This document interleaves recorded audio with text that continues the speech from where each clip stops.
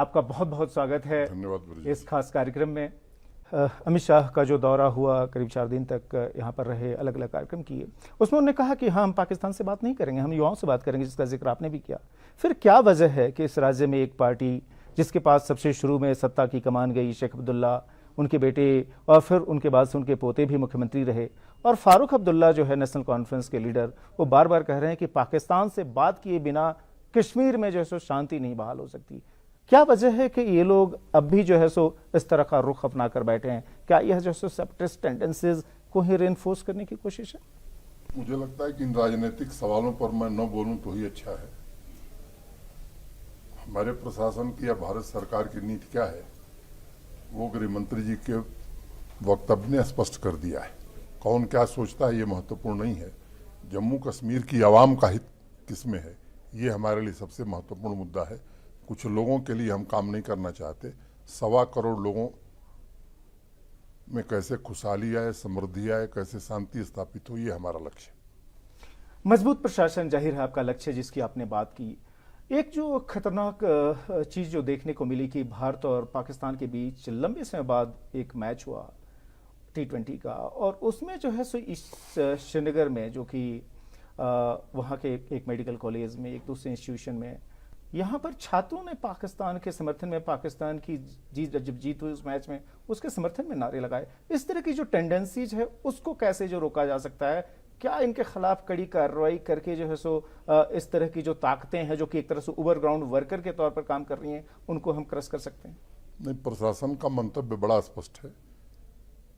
कानून स्वतंत्र रूप से अपना काम करेगा। किसी के बहकावे में प्रशासन आने वाला नहीं है, और मुझे लगता है कि उसी हिसाब से कानून अपनी कार्रवाई कर रहा है। किसी के बयान देने से ये कार्रवाई रुकने वाली नहीं है। खबरें आई हैं कि ऐसे लोगों को सबक सिखाने के लिए, ताकि आगे से फिर कोई ऐसी हरकत न करे, UAPA जैसा कानून भी, उसकी धाराएं भी इनके खिलाफ लागू की जानी है इस केस में। क्या ये सत्य है? मुझे लगता है कि पुलिस अपने असेसमेंट के आधार पर जो भी उपयुक्त धारा होगी उसका पूरा प्रयोग करेगी और सख्ती से प्रयोग करेगी। इसमें क्या आपके सामने दुविधा की परिस्थिति पैदा होती है जब इस तरह के बयान आते हैं और उसकी आलोचना करने की जगह यहाँ की कई सारी पॉलिटिकल पार्टी, चाहे वह PDP की महबूबा मुफ्ती हो या फिर दूसरे दल हो, कोई उसकी आलोचना नहीं करता इस तरह की टेंडेंसीज की, बल्कि एक तरह से उसको अपना नैतिक समर्थन देते हैं? एक अपेक्षा देश को ये रहती है कि जो लोग संवैधानिक पदों पर रहे हैं, जिन्होंने शपथ ली थी भारत के संविधान की, उनसे एक मर्यादा युक्त आचरण की अपेक्षा देश को या जम्मू कश्मीर के लोगों को रहती है। लेकिन मुझे लगता है कि कौन क्या बयान दे रहा है ये हमारे लिए महत्वपूर्ण नहीं है। मैंने जैसा पहले कहा कि पीस, प्रॉस्पेरिटी, ये हमारा महत्वपूर्ण मुद्दा है, और जो भी हम नीतियां बना रहे हैं, जो कार्यक्रम कर रहे हैं, वो यहाँ की आवाम के लिए कर रहे हैं। उस हमारे विचार के केंद्र बिंदु में जम्मू कश्मीर के 1.25 करोड़ लोग हैं, कुछ लोग नहीं। अब भी इस नारे को लेकर लगातार आगे बढ़ते हैं, नया कश्मीर की बात करते हैं। प्रधानमंत्री ने भी यही बात की, गृह मंत्री अमित शाह भी यही बात कहते हैं, और उसके तहत जाहिर है जो विकास की रणनीति है, जो विकास के कदम हैं, चाहे यहाँ पर राज्य में औद्योगिक निवेश लेकर लाया जाना हो, इस मकसद में कितनी जो है कामयाबी अभी तक हासिल हुई है, खासतौर पर अगर हम औद्योगिक निवेश की बात कर लें? मुझे लगता है कि देश के विभिन्न राज्यों में जो औद्योगिक नीति आपने देखी होगी, जम्मू कश्मीर की न्यू इंडस्ट्रियल स्कीम, मैं कह सकता हूं कि वाइड कंसल्टेशन के आधार पर सभी स्टेक होल्डर से चर्चा करके बनाई गई है, और मुझे लगता है कि काफ़ी अच्छी नीति बनी है। 28,400 करोड़ का इंसेंटिव उसमें दिया है, और जो बड़ी बात है, जहां जहां इंसेंटिव दिए गए इंडस्ट्री के लिए, सामान्य रूप से लोग इंसेंटिव के लिए गए, इंडस्ट्री लगाने और रोजगार देने नहीं गए। इसका ध्यान हमने अपनी पॉलिसी में रखा है, और मैक्सिमम जो इंसेंटिव है वो GST पर है। तो GST तभी लगेगी जब प्रोडक्शन शुरू होगा, मैन्युफैक्चरिंग होगी, और 300% तक हमने उसमें इंसेंटिव दिया है। और आपको बताते हुए मुझे खुशी है कि सांकेतिक तौर पर भारत के गृह मंत्री जी ने यहाँ श्रीनगर में JSW समूह, जो स्टील के क्षेत्र में काम करता है, उसको लैंड अलॉटमेंट का डॉक्यूमेंट सौंपा, और जम्मू में मिस्टर जयपुरिया को, और मोटे तौर पर 5,000 करोड़ के निवेश की स्वीकृति कश्मीर डिवीज़न के अंदर और 7,000 करोड़ से ज़्यादा निवेश की स्वीकृति जम्मू रीजन के अंदर दे दी गई है। जब पॉलिसी बनी थी तो मुझे लगता था कि 25-30 हज़ार करोड़ का इन्वेस्टमेंट आएगा, 4-5 लाख लोगों को रोजगार मिलेगा। लेकिन अब जिस तरह की रुचि इंडस्ट्री और बिजनेस के लोग दिखा रहे हैं, मुझे लगता है कि यह आंकड़ा 50-60 हज़ार करोड़ के ऊपर जाएगा।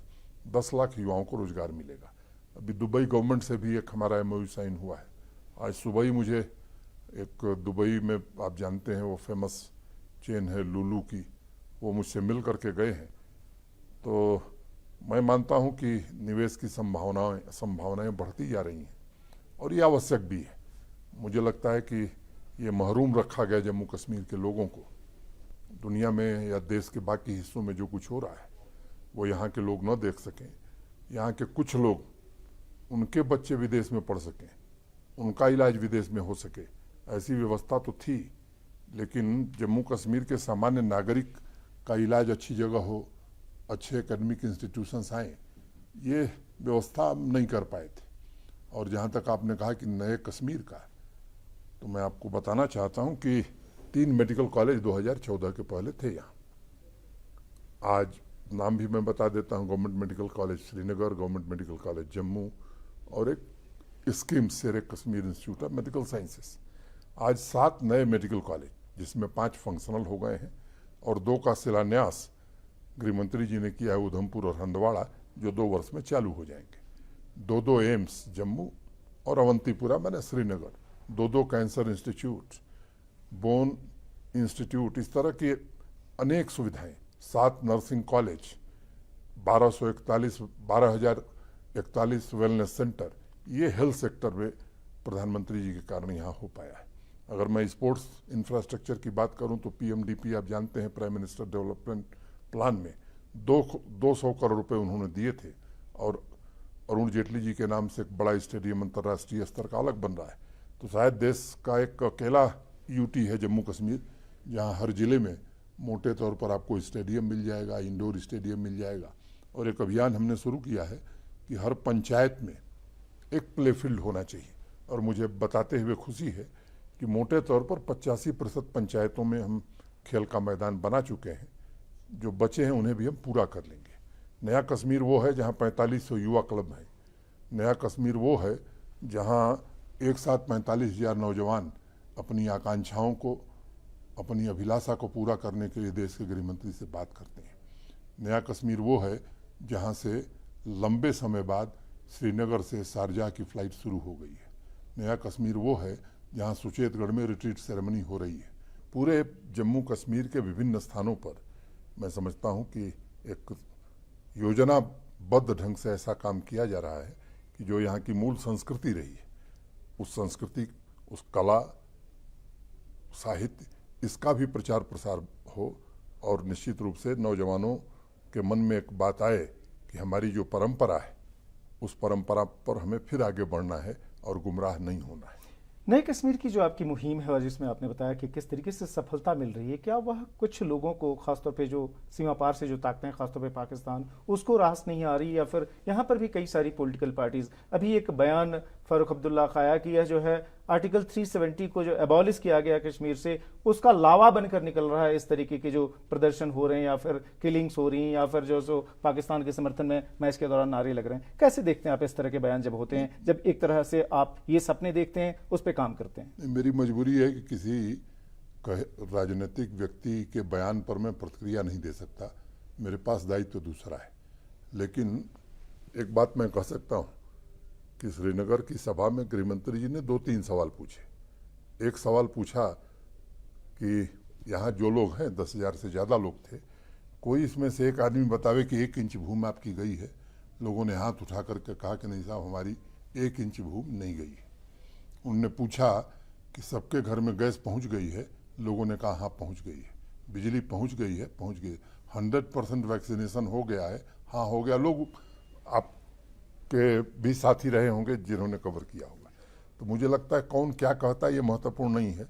मैंने बार बार इस बात को दोहराया है कि ये 1.25 करोड़ लोग क्या कहते हैं, ये ज़्यादा महत्वपूर्ण है। और निश्चित रूप से लोगों ने एक बड़ा बदलाव देखा है। लोगों को लग रहा है कि नहीं, अब 2 साल में भी सड़क बन सकती है। लोगों को ये लग रहा है कि कटरा से दिल्ली एक्सप्रेसवे बन सकती है। लोगों को ये लग रहा है कि नहीं, नया टर्मिनल श्रीनगर एयरपोर्ट का भी आने वाले 2.5 साल में पूरा हो सकता है। तो ये जो बदलाव आया है, और एक जो रिवायत थी नया कश्मीर कैसा होगा, तो 8,000 नौजवानों को एक साथ सरकारी नौकरी दी गई है। और मैं आपके माध्यम से जम्मू कश्मीर के लोगों से भी और देश के लोगों से कहना चाहता हूँ कि सिर्फ और सिर्फ योग्यता के आधार पर, किसी सिफारिश या किसी और कारण से नहीं, शायद आज़ादी के बाद पहली बार एक मुश्त 8,000 लोगों को नौकरी यहाँ मिली है। हाँ, सरकारी कर्मचारियों की संख्या यहाँ 5 लाख है, और अगर बैकडोर एंट्री की मैं बात करूँगा तो 2.5 लाख से ज़्यादा होंगे। और इस तरह के लोग रखे गए हैं कि मुझे संविधान में प्रदत्त जो मुझे अधिकार है 311 2C का, उसके अंतर्गत कई लोगों के खिलाफ मुझे कार्रवाई करनी पड़ी है। तो ये जो बदलाव है, ये बदलाव शुभ संकेत देता है। कुछ लोगों को ये बात हजम नहीं हो रही है, वो उस पार के भी हैं और यहाँ भी हैं, लेकिन बिना विचलित हुए लक्ष्य की ओर हमें आगे बढ़ना है। और मुझे लगता है कि भारत के प्रधानमंत्री का जो सपना है कि जम्मू कश्मीर देश के बाकी राज्यों की तरह विकास में सबसे आगे हो, उस लक्ष्य को हमें प्राप्त करना है। पिछले कुछ हफ्तों में टारगेटेड किलिंग्स की जो घटनाएं हुई, खासतौर पे देखा गया कि बिहार के कई सारे लोग जो कि यहाँ पर खोमचे लगा के अपना जीवन यापन करते थे, उनको निशाना बनाया गया। क्या इस तरह की जो घटनाएं हुई उसके पीछे पाकिस्तान तो है ही, साथ में जो यहाँ पर कुछ नए संगठन जो अचानक उठ खड़े हुए, उनको क्रश करने के लिए क्या किया जा रहा है ताकि एक सेंस ऑफ सिक्योरिटी जो है वो फिर से बहाल हो सके? देखिए, उसकी गहन समीक्षा की गई है, और ये सच है कि अगर टूरिस्ट इन्फ्लक्स को आप देखेंगे तो जुलाई महीने में 10.5 लाख लोग यहाँ आए थे, अगस्त में 11,28,000 लोग आए थे, सितंबर की मैं बात करूं तो 12,37,000 लोग आए थे। अब इन्वेस्टमेंट भी हो रहा है, टूरिस्ट भी आ रहा है, 22,000 प्रोजेक्ट भी पूरी हो रही हैं। 70 साल में जितनी बिजली बनी 3,500 मेगावाट, वो अगले 5 साल में उतनी बन जाएगी। ये स्वाभाविक रूप से बहुत सारे लोगों को पसंद नहीं आ रहा होगा, उनको लगता होगा कि इसमें किस तरह से व्यवधान पैदा किया जाए, बाधा पैदा किया जाए। और निश्चित रूप से उस पार के लोग हैं और उनके कुछ पिट्ठू हैं जो यहाँ भी रहते हैं।